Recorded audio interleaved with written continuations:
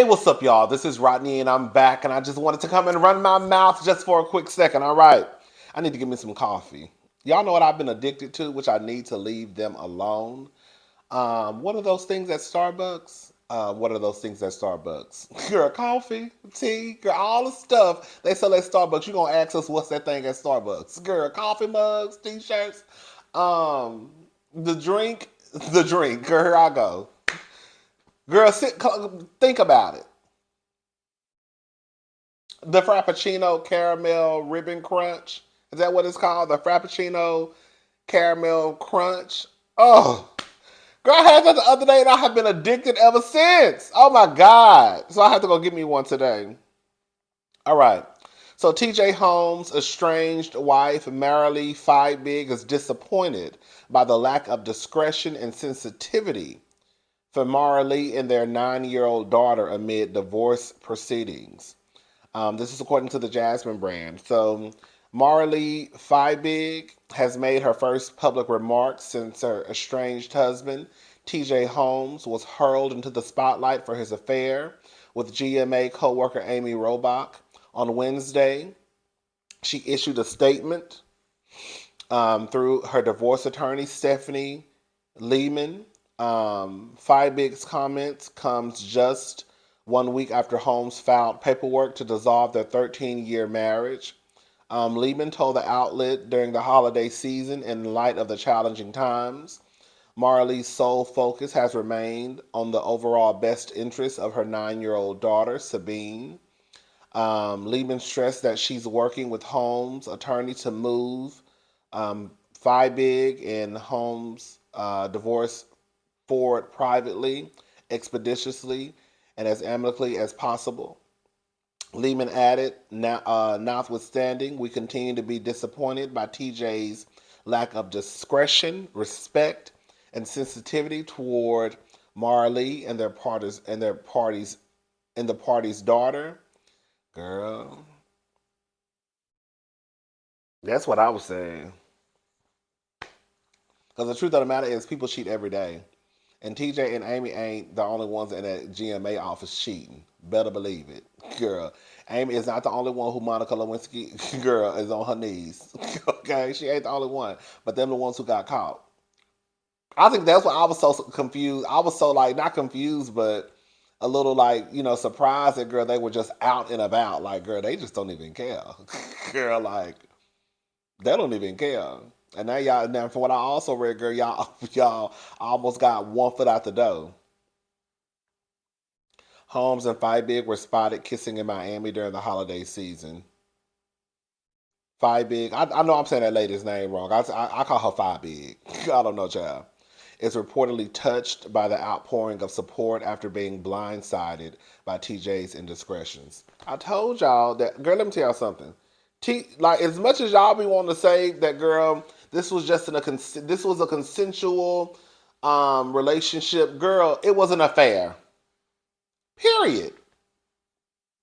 That's that. Now, out of all the stuff, the thing that I was really surprised by is the amount of people that were actually defending this affair. The amount of people that were like, girl, y'all. That's why I said, girl, y'all. Girl, I'd be so confused. Like, I think, and that's my problem. I think I have folks figured out, and then y'all surprise me. Like the way that y'all usually act about marriage. That's why I was so surprised that now all of a sudden, girl, y'all just kind of like, oh, girl, it was a consensual. It was consensual. Girl, it was consensual. What are y'all talking about? These are two grown people. Why is this our business? I'm like, girl. Okay, I guess, y'all. I think Marilee about to get him for a lot of money, wherever he got, y'all. Because I think Marilee a lawyer herself. Girl, get him. Girl, get it, girl. Get it, girl. Get it. Get it. Girl, get it, girl. Girl, a white woman can have your sorry. Okay? They said Marilee black. Is she black? That's what TJ said. Let me leave. Let me shut up. Let me shut up. I'm gonna leave it alone. I said, girl, y'all be making everybody black. Let me look up Marilee. Let me look up Marilee, mama and daddy, cause I gotta know, cause this is gonna drive me crazy. Let's look it up. Hold up, cause when he said that lady was black, I said, well, where's she at? Cause I was looking at a Hispanic woman. I was looking at a Latin woman. Let's see.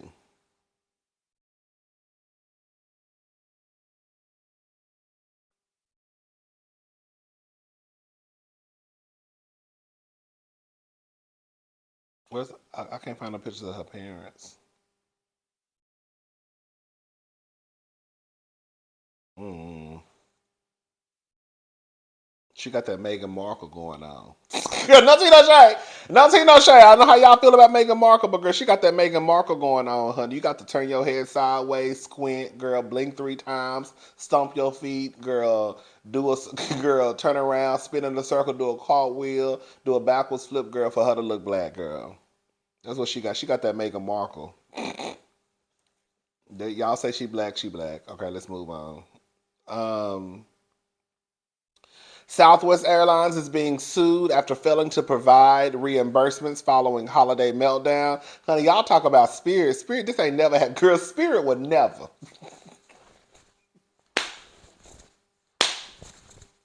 Spirit would never. Now you might be stranded for 24 hours, but girl, they ain't gonna have you stranded for no week and a half or 2 weeks or however long it's been for these people. Southwest Airlines has been sued by a customer who claimed, I know that lawsuit, baby. Girl, I tell you, oh, Southwest Airlines has been sued by a customer who claims the airline neglected to issue reimbursements to passengers who were delayed after the company canceled over 15,000 due to an operational failure over the holidays. Eric Capdeville claimed Southwest was in breach of contract in a proposed class action lawsuit filed on December the 30th in federal court in New Orleans, although Southwest has vowed to refund travelers for their unexpected expenses. Cape DeVille claims that the airline only gave him and his daughter a voucher for canceling their December the 25th trip from New Orleans to Portland, Oregon. Cape DeVille says that they were unable to secure new travel plans. The passengers impacted cannot use their airline tickets through no fault of their own, and they are not getting the benefit of their bargain with the defendant, according to the lawsuit. Southwest released a statement on Tuesday. The airline had no remarks regarding the complaint, but stated several high priority efforts underway to do right by our customers, including processing refunds from canceled flights and reimbursing customers for expenses incurred as a result of their irregular operations. Because Southwest, y'all a mess. And my thing is, how they gonna know? I guess you would have to submit receipts. I was about to ask y'all how would they know, what to reimburse you. But I guess you would have to submit receipts. That's a mess. I think people should just be given something just for the simple fact that, girl, you really, like I said, I really didn't even think about this at first. You really had people stranded, old people, people with kids, right? Now, I'm not saying that just because you're single and able to get around that that's okay. But at least if it was me by myself, I would have been pissed off, right? But at least I ain't got no kids to be worried about. You know what I'm saying? At least I ain't old. I could. It's just me, myself, and I could try to figure. It'll be easier for me to figure out how to do something versus, girl, when you got a kid, two, three, four, five, six, seven, eight, nine kids with you. It's old people who ain't got their medicine, just like a complete disaster. They should be offered something for that. Girl, by the time I would have got done with their ass, the Southwest will be called Rodney Mitchell.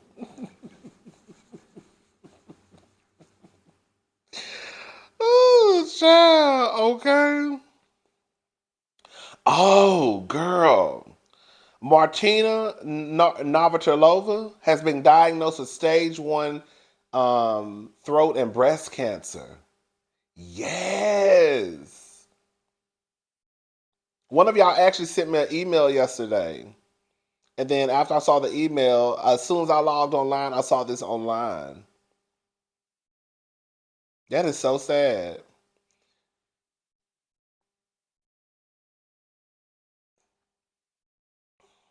Hopefully, everything works out, right? It's stage one. Is there like four stages? So they caught it pretty early, right? Hopefully. I don't know, I heard throat cancer. I mean, or any type of cancer. But throat cancer? I was reading somebody comment in one of the blogs, and they were saying that they had a friend who had throat cancer before, and they said that it was just, I mean, it wasn't them, it was their friend. But, it was just horrible. Like their friend couldn't really eat for months. I don't know, child. But shout out to Martina, child. Shout out to Martina, yes. Quentin Miller says he never got a penny. Hold up.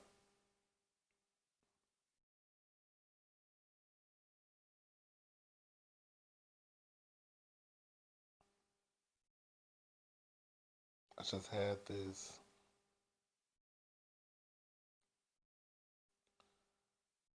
Okay, here we go. So, songwriter Quentin Miller is opening up about his business dealings with Drake and the companies in between them. The internet famously knows Quentin Miller as Drake's ghostwriter, and he recently sat down with DJ Vlad to open up about them working together. Miller tells Vlad that he was caught up in a bad publishing deal and ended up penning songs for Drake and never receiving a single red penny for any of his work. Miller starts off the clip by claiming that because he was a writer, he felt like he didn't matter, adding that he didn't even feel the same with DJ Drama, claiming, "What about me and taking care of my family?" And the fact that I don't have any other skills. I didn't go to college. I make music. This is sad. Um, I didn't go to college. I make music. That's my skill. I was working with ninjas that was literally about to change my life. And even though I was in my horrible, horrible, horrible publishing deal situation with Tricky, um, Stewart, so I never got a publishing check off of any Drake songs. So it sounds like, girl, I mean, he was writing songs. It sounds like, y'all explain, y'all, maybe I'm wrong. He was in a publishing deal with Tricky, Stewart, writing songs for Drake, and he never got paid. Vlad interjects to confirm what he just heard, and Miller adds, "No, I never got a single publishing check off of any songs. I had to feed my family off getting paid under the table in that situation because Tricky wouldn't let me go, and I didn't get out of that deal until 2019, 2022, and I signed in 2011, and they wouldn't let me out. I had to let go of a lot of ish just to get out. But even while I was in it, I never got a publishing or nothing. I was just grinding it out, hoping that one day or that one song working with that one artist is going to change something. And if that was the Drake and it was the Drake thing, but it just didn't change anything. Damn.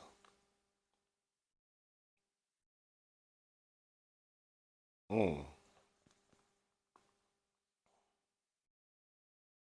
mm. These people are horrible. These people are horrible. Do you know how much of a horrible human being you have to be to just you're getting over somebody. Like you know what you're doing is really getting over. Like like you just like you're really getting over someone.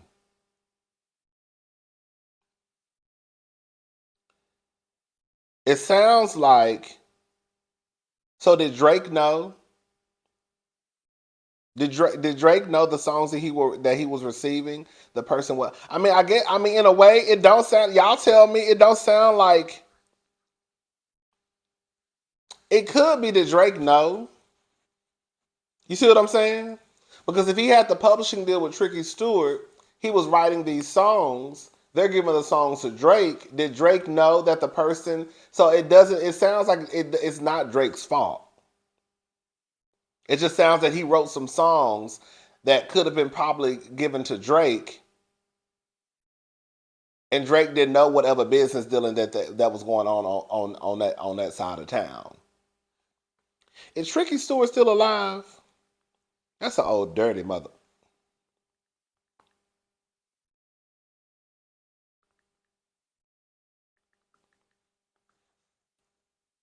Mm,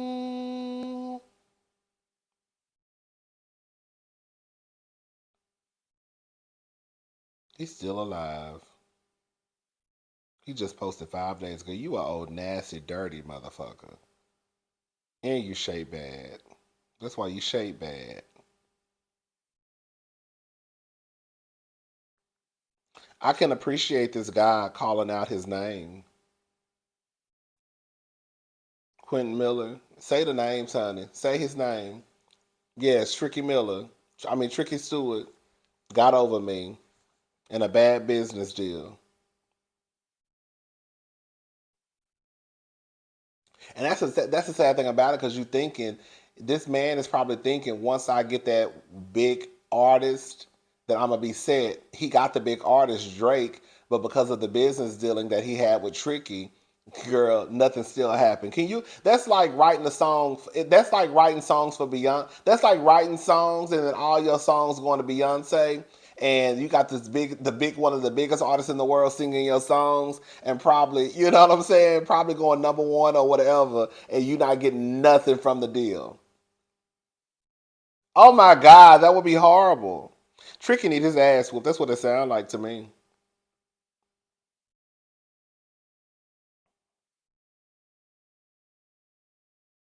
That's what it sounds like to me. Am I reading into that wrong, y'all?